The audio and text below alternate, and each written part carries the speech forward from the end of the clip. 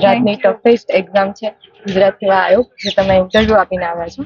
તો ઇન્ટરવ્યુ કેવું રહ્યું ફર્સ્ટ ઓફ ઓલ તો તમારું? સારું ગયું. ઓકે, અને કોની પેનલ હતી મેડમ? સર એસ કે પટેલની પેનલ હતી. અને કેવા પ્રશ્નો પૂછવામાં આવ્યા હતા તમને ઇન્ટરવ્યુમાં?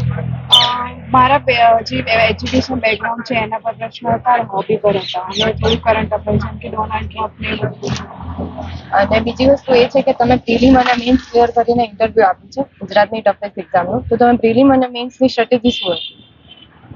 પ્રિલિમમાં તો એવું હોય કે મેક્સિમમ એમસીક્યુ સોલ્વ કરવાના, પીવાયક્યુ, અને લાસ્ટ 2 ડેઝમાં બધા સબ્જેક્ટ જોવાય તો જ રિકોલ થાય છે ફેક્ચ્યુઅલ અમુક, અને મેઇન્સમાં રાઇટિંગ પ્રેક્ટિસ કરવાની.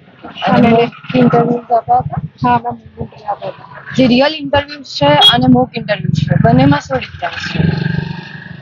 મોક ઇન્ટરવ્યુ જસ્ટ ખાલી તમે બોલી શકો અને કોન્ફિડન્ટ લો એના માટે આપી શકાય, બાકી તો બહુ આમાં કોર્ડિયલ જ હોય છે. મેં મોક ઇન્ટરવ્યુ આપ્યા હતા એમાં બી બધું કોર્ડિયલ જ હતું, એટલે મને કંઈ એટલું મેજર ફરક ના લાગ્યો. Thank you. જ્ઞાનલાલ તરફથી ફરીથી કોંગ્રેચ્યુલેશન. Thank you.